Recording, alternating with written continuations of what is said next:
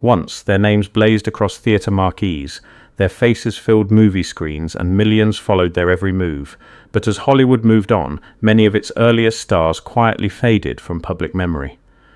Today, some rest beneath modest headstones, inside restricted mausoleums, or far beyond the usual celebrity grave tours.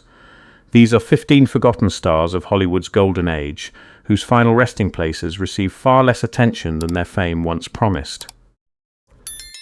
Number 1. John Gilbert. At the height of the silent era, John Gilbert was one of MGM's most valuable stars. Known as the Great Lover, he captivated audiences with his romantic screen presence and was often compared to Rudolph Valentino. The Merry Widow made him an international heartthrob, while The Big Parade became one of the most successful silent films ever produced. His passionate performances opposite Greta Garbo, especially in Flesh and the Devil, strengthened his fame, and their real-life romance fascinated the public. But when talking pictures transformed Hollywood, Gilbert's career quickly declined. For years, people claimed that his speaking voice was too weak for sound films. Surviving recordings show that this explanation was largely a myth. His voice was perfectly acceptable. Poor dialogue, unsuitable projects, changing audience tastes, and his troubled relationship with MGM executive Louis B. Mayer all played a greater role. The romantic style that had worked beautifully in silent cinema suddenly seemed exaggerated when combined with awkward spoken lines. Gilbert continued acting and proved his range in Downstairs, but MGM never restored him to his former position. As important roles disappeared, he became discouraged and drank heavily. His health deteriorated, and his final film, The Captain Hates the Sea, was released in 1934. On January 9, 1936, he died of a heart attack at his Bel Air home. He was only 38. Gilbert was cremated, and his ashes were placed inside the Great Mausoleum at Forest Lawn Memorial Park in Glendale, California. Large sections of the mausoleum are closed to ordinary visitors, leaving his resting place beyond public view. There is no proof that nobody visits him, but his grave receives far less attention than his former fame might suggest. A man once seen by millions now rests quietly inside a restricted mausoleum, largely hidden from the admirers who still remember silent Hollywood. Number 2. Mae Murray. During the silent era, Mae Murray was one of Hollywood's most glamorous and recognizable stars. Nicknamed the girl with the bee-stung lips, she began as a dancer and rose from the Ziegfeld Follies to become a major screen attraction. Audiences were fascinated by her elaborate costumes, distinctive beauty, and extravagant public image. Her greatest success came in The Merry Widow in 1925 opposite John Gilbert. The film confirmed her status as a leading lady and made her seem almost untouchable. Behind that glamorous image, however, Murray was fiercely protective of her stardom and often made risky decisions. After marrying David Mandivani, who became her manager, she left MGM despite having enjoyed enormous success there. Studio chief Louis B. Mayer refused to welcome her back. As silent films gave way to talking pictures, Murray struggled to adapt, and the industry rapidly moved on without her. Her fortune also disappeared. A bitter divorce, legal disputes, poor financial decisions, and the loss of custody of her only son deepened her decline. By the 1940s, the woman who had once lived like royalty was teaching dance lessons. In her later years, she was reportedly found wandering in St. Louis, confused and unable to remember the name of her hotel. She eventually entered the motion picture country house in Woodland Hills, where she died on March 23, 1965. Murray was buried at Valhalla Memorial Park in North Hollywood. Her grave is marked by a modest, flat stone bearing her name and the words, "Beloved Mother." There is no reliable way to know how often admirers visit, but her resting place attracts far less attention than those of better-remembered silent icons. The woman who once presented herself as Hollywood royalty now lies beneath a simple marker, an understated ending for a star whose life had once been defined by spectacle. Number 3. Ramon Novarro. In the 1920s, Ramon Novarro was one of Hollywood's most celebrated leading men. Born in Mexico, he rose from small roles to international fame in Scaramouche and became a major MGM star. His greatest triumph came with Ben-Hur in 1925, an enormous production that made him famous around the world. After Rudolph Valentino died the following year, MGM promoted Novarro as the screen's new Latin lover. He became one of the first Mexican actors to achieve true Hollywood stardom. Yet the romantic image created for him concealed a private struggle. Novarro was gay at a time when revealing that truth could destroy an actor's career. He also faced pressure from his religious upbringing and a studio system that sold him as an ideal lover. Unlike many silent stars, he successfully appeared in talking pictures, including Mata Hari with Greta Garbo, but changing tastes, age, and fewer strong roles gradually weakened his position. He continued working, though he never regained his former fame. On October 30, 1968, Novarro was murdered in his North Hollywood home by brothers Paul and Tom Ferguson. Prosecutors said they entered believing he kept a large amount of money there, but they escaped with only a small sum. Later accounts added sensational details that were never firmly established. What is certain is that Novarro was beaten and died at age 69. He was buried at Calvary Cemetery in East Los Angeles beneath a modest marker reading "Beloved Brother." His grave lies outside the celebrity tours associated with Hollywood Forever and Forest Lawn. There is no evidence that it is literally never visited, but it receives little attention compared with his former fame. The man once promoted as Valentino's successor now rests quietly in a cemetery many Hollywood tourists never see. Number 4. Florence Lawrence. Before movie actors were routinely identified by name, audiences knew Florence Lawrence only as the Biograph Girl. Her face was familiar, but studios kept performers anonymous partly to prevent them from demanding higher salaries. That changed in 1910 when producer Carl Laemmle launched a publicity campaign around Lawrence and openly promoted her by name. Her appearance in St. Louis drew excited crowds, helping establish the idea that an actor, not merely a film company, could become the attraction.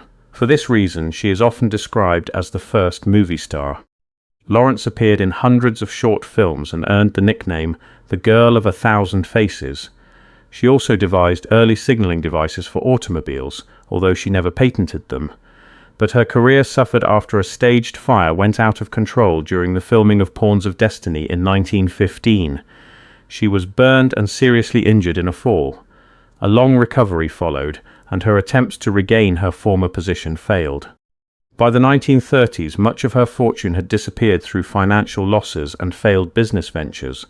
Hollywood had changed, and the woman who helped create the star system was reduced to small, often uncredited roles. She also endured chronic pain and an incurable bone marrow illness. On December 28, 1938, Lawrence died by suicide at age 52. She was buried at Hollywood Cemetery, now Hollywood Forever, but no marker identified her grave. It remained unmarked for 53 years until actor Roddy McDowall paid for a memorial in 1991. The stone calls her the Biograph Girl and the first movie star. The irony is striking. One of the earliest performers whose name became famous was buried for decades without her name marking where she rested. Number 5. Gail Russell. Gail Russell had the delicate beauty Paramount believed could make her a star. Signed while still a teenager, she had planned to become a commercial artist and possessed almost no acting experience. Her breakthrough came in the 1944 supernatural drama The Uninvited, where her haunting performance attracted widespread attention. She later appeared in Our Hearts Were Young and Gay, and opposite John Wayne in Angel and the Bad Man and Wake of the Red Witch. Behind her memorable screen presence, however, Russell suffered from extreme shyness and severe performance anxiety. She often struggled to deliver her lines naturally before the camera. To calm herself during filming, she began drinking alcohol. What started as a way to control her fear gradually developed into a destructive dependence that followed her throughout her adult life. By the early 1950s, alcoholism was damaging her health, career, and personal relationships. Paramount ended her contract, her marriage to actor Guy Madison collapsed, and alcohol-related arrests brought damaging publicity. She attempted a comeback in the 1956 Western Seven Men from Now, proving that her beauty and talent had not disappeared. However, regular leading roles never returned, and her health continued to decline. On August 26, 1961, Russell was found dead in her Los Angeles home. She was only 36. Her death was linked to liver damage caused by alcoholism, with malnutrition also contributing. She was buried beneath a modest marker at Valhalla Memorial Park in North Hollywood.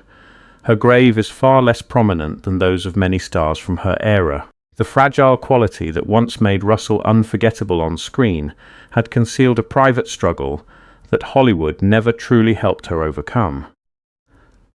Number 6. Marie Prevost. Marie Prevost began her career as one of Mack Sennett's famous bathing beauties. Her charm and comic talent soon carried her beyond swimsuit publicity into leading roles. During the 1920s, she became a popular silent film star and earned praise in Ernst Lubitsch's The Marriage Circle, Three Women, and Kiss Me Again. At her peak, she was admired for a natural, understated style that distinguished her from many performers of the era. Her decline came through several painful changes. Warner Brothers did not renew her contract, her mother died in an automobile accident, and her marriage to actor Kenneth Harlan ended. Prevost began drinking heavily and struggled with depression and changes in her weight. Although she continued appearing in sound films, leading roles became supporting parts, then brief appearances. Her final screen role came in 1936. On January 21, 1937, Prevost died alone in her Hollywood apartment at age 40. Her body was discovered 2 days later after neighbors heard her dog barking. A sensational story later claimed that the animal had eaten part of her body. That version was false. Her dog had only bitten or nipped her in an apparent attempt to awaken her. Her death was attributed to acute alcoholism, with severe malnutrition also contributing. Prevost was cremated, and her remains were placed with those of her mother at Hollywood Memorial Cemetery, now Hollywood Forever. Her name survives, but often because of the cruel legends surrounding her death rather than the films that made her famous. Behind that myth was a talented actress whose real achievements deserve to be remembered. Number 7. Laird Cregar. Laird Cregar became one of Hollywood's most memorable character actors despite a screen career lasting only a few years.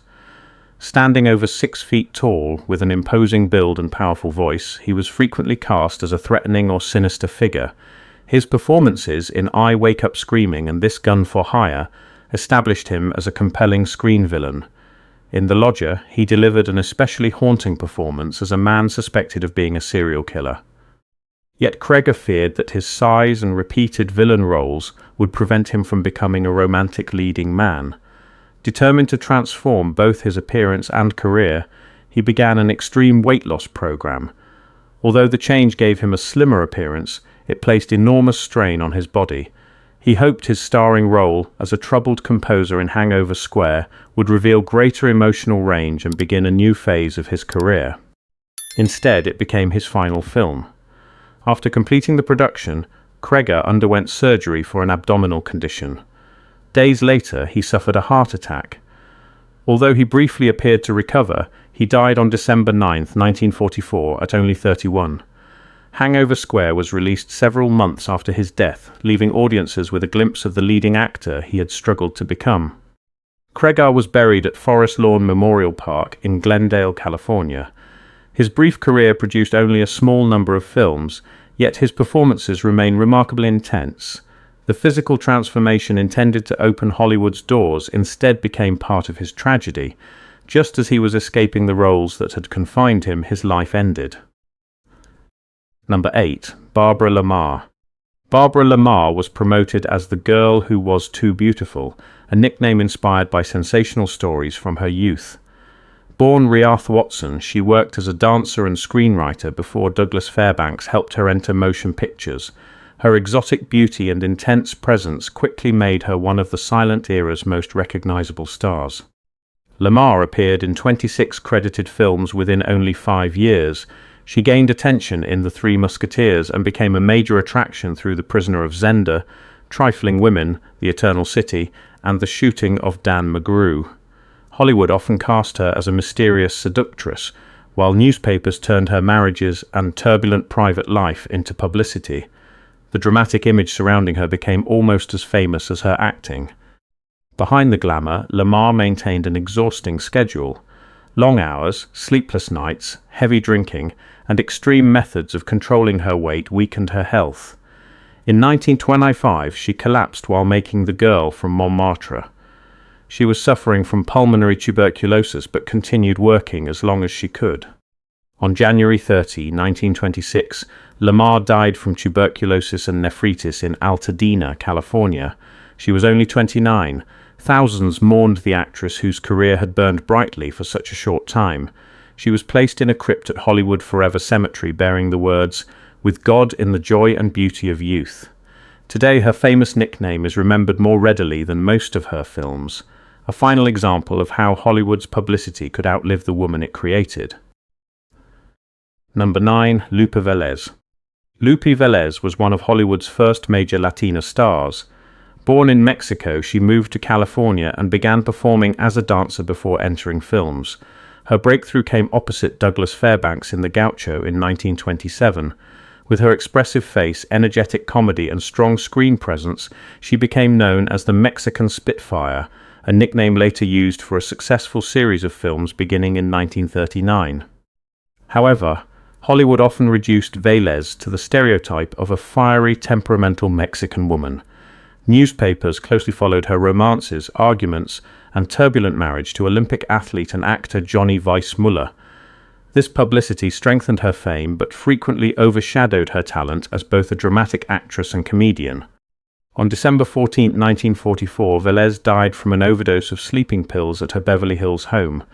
She was 36 and pregnant. Evidence at the scene, including farewell notes, led authorities to rule her death as suicide. Years later, a cruel story claimed that she became ill, fell into a toilet, and drowned. That sensational version was popularized long after her death and is contradicted by contemporary reports and official findings. She was found on her bed, not with her head in a toilet. Velez was buried at Holy Cross Cemetery in Culver City, California, beneath a marker bearing her birth name, Maria Guadalupe Velez de Villalobos. Today, the degrading myth about her final moments is often repeated more widely than the films that made her a pioneer. Her true legacy belongs not to that invented story, but to a Mexican performer who broke into Hollywood when few Latina actresses were permitted to become stars. Number 10. Thelma Todd. Thelma Todd was one of Hollywood's most popular comic actresses of the early 1930s. Nicknamed the Ice Cream Blonde, she appeared in more than 100 films and shorts. Her sharp timing made her a memorable partner for Laurel and Hardy, the Marx Brothers, Charlie Chase, Zasu Pitts, and Patsy Kelly. She also became a businesswoman, opening Thelma Todd's Sidewalk Cafe along the Pacific Coast Highway. On December 16, 1935, Todd was found dead inside her car in a garage near the cafe. She was still wearing an evening gown, jewelry, and a fur wrap from a party she had attended 2 nights earlier. The autopsy established that she died from carbon monoxide poisoning. She was only 29. Investigators initially treated the case with suspicion. A coroner's jury believed her death appeared accidental but recommended further investigation. A grand jury later examined whether she had been murdered, yet found no evidence sufficient to prove foul play. Authorities ultimately closed the case as accidental, while acknowledging possible suicide. No one was ever charged. The unanswered questions allowed theories involving suicide, murder, organized crime, and people close to Todd to spread for decades. None has been conclusively established.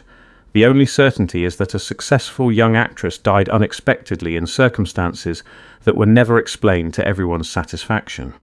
Todd was cremated, and after her mother died in 1969, her ashes were placed in her mother's casket. They were buried together at Bellevue Cemetery in Lawrence, Massachusetts, Todd's hometown. Instead of resting among Hollywood's famous graves, she lies thousands of miles away. Her mysterious death still attracts attention, but the lively comedian behind the headlines is too often forgotten. Number 11. Olive Thomas. Olive Thomas rose from humble beginnings to become one of the brightest young stars of silent cinema. After winning a beauty contest in New York, she worked as an artist model and joined the Ziegfeld Follies. Her beauty and lively personality soon attracted filmmakers. Beginning in 1916, she appeared in more than 20 films, including Madcap Madge, The Flapper, and Everybody's Sweetheart. At only 25, she seemed destined for an even greater career. Her private life was less stable. In 1916, Thomas married actor Jack Pickford, the younger brother of Mary Pickford. Their relationship was passionate but troubled by long separations, frequent travel, and the pressures of fame. In 1920, they travelled to Paris for what was described as a second honeymoon. After returning to their hotel one night, Thomas swallowed a poisonous mercury bichloride solution. She was taken to the American hospital where doctors tried to save her. 5 days later, on September 10, 1920, she died from acute kidney damage caused by the poison. Newspapers quickly circulated rumors of suicide, marital conflict, and even murder. However, the official investigation concluded that she had swallowed the substance accidentally. No evidence ever proved the more sensational theories. Her body was returned to New York, where large crowds gathered for her funeral. Thomas was placed in a crypt at Woodlawn Cemetery in the Bronx, far from Hollywood's famous burial grounds. Her sudden death became one of the film industry's earliest major scandals, eventually overshadowing much of her work. A young woman once celebrated as everybody's sweetheart is now remembered more often for one tragic night in Paris than for the promising career that came before it. Number 12. Francis Detence Bushman. Francis Detence Bushman was once one of the most famous men in the world. With his muscular build and classical features, he became a leading romantic idol soon after entering films in 1911.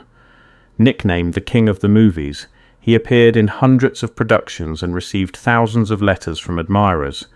Studios even concealed the fact that he was married with children because they feared the truth would damage his appeal.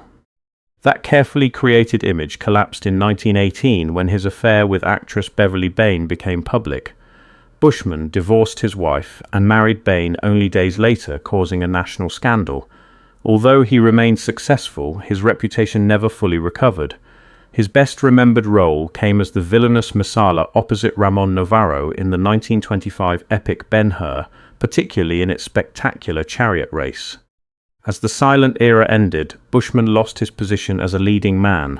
The 1929 stock market crash reportedly destroyed much of his fortune, but he did not abandon acting. He moved into radio and later accepted smaller film and television roles, appearing in Sabrina, Perry Mason, and Batman. His final television performance was filmed shortly before his death.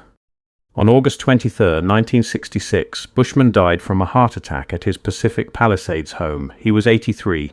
He was interred inside the Freedom Mausoleum at Forest Lawn Memorial Park in Glendale. Unlike many stars in this story, Bushman did not die young or vanish completely from the profession. His tragedy was quieter. A man once surrounded by extraordinary public attention lived long enough to watch his fame fade. Today, many viewers know the chariot race from Ben-Hur without recognizing the actor who played its unforgettable villain. Number 13. Alice White. Alice White became a familiar face during the final years of silent cinema. Born Alva White, she first worked behind the scenes as a secretary and script girl. Charlie Chaplin reportedly encouraged her to act after seeing photographs of her. With her blonde hair, lively personality, and youthful energy, she was promoted as a rival to Clara Bow and frequently cast as a modern flapper. Her popularity grew through films such as Showgirl, Broadway Babies, The Girl from Woolworths, and Showgirl in Hollywood. Unlike many silent performers, White could sing and dance, allowing her to enter the early sound era successfully. Yet the flapper image that made her famous also limited the roles Hollywood offered her. As taste changed, the industry began searching for different kinds of leading women. Her career suffered further after a widely reported 1933 scandal involving actor John Warburton and her future husband, screenwriter Cy Bartlett. Although a grand jury did not charge White or Bartlett, the damaging publicity followed her. She returned to the screen but was increasingly restricted to supporting roles. By the late 1930s, her name appeared near the bottom of cast lists. Her final film was Flamingo Road in 1949, after which she returned to secretarial work. White died from complications of a stroke on February 19, 1983, at age 78. She was buried at Valhalla Memorial Park in North Hollywood. Her resting place identifies her by her birth name, Alva White, rather than the screen name once displayed above theatres. That small detail makes her especially easy to overlook. The cheerful flapper known to movie audiences as Alice White now rests beneath the quieter identity she possessed before Hollywood made her a star. Number 14. Richard Barthelmess. Richard Barthelmess was once among the most admired leading men of silent cinema. His sensitive performance opposite Lillian Gish in Broken Blossoms brought him widespread recognition in 1919.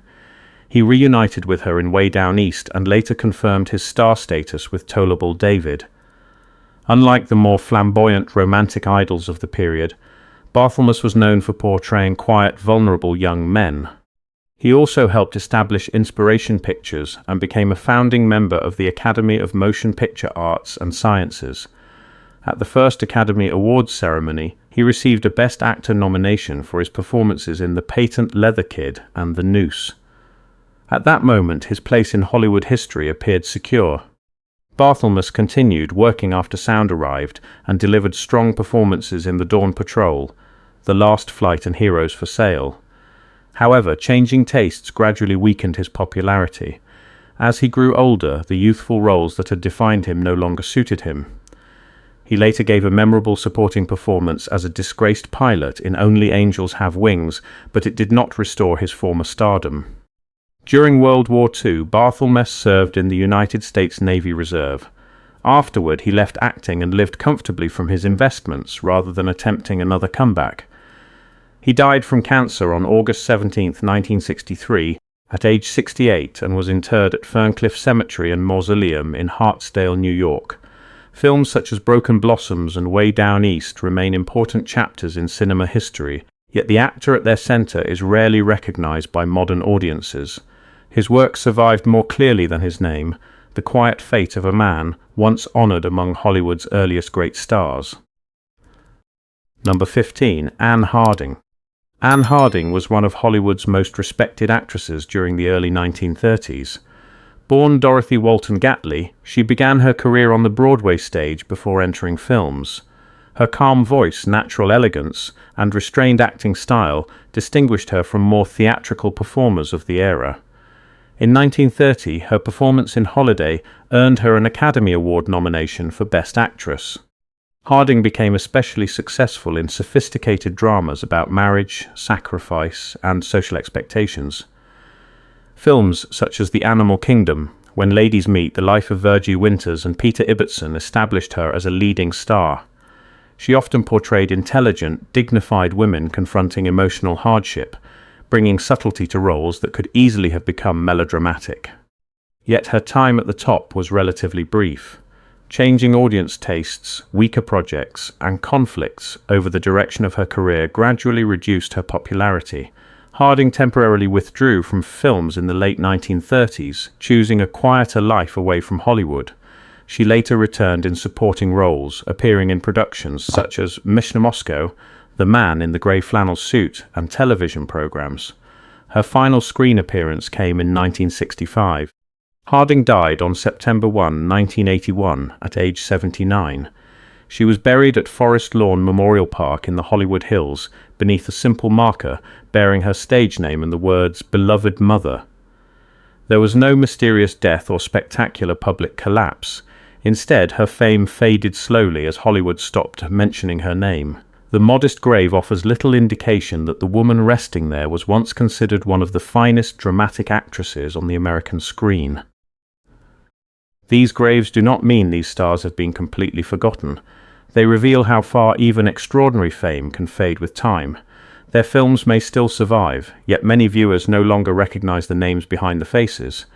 Once, those names filled theater marquees. Today, they are carved into modest stones. Which star surprised you most? Tell us whose resting place we should explore next, and subscribe as we preserve the fading history of old Hollywood.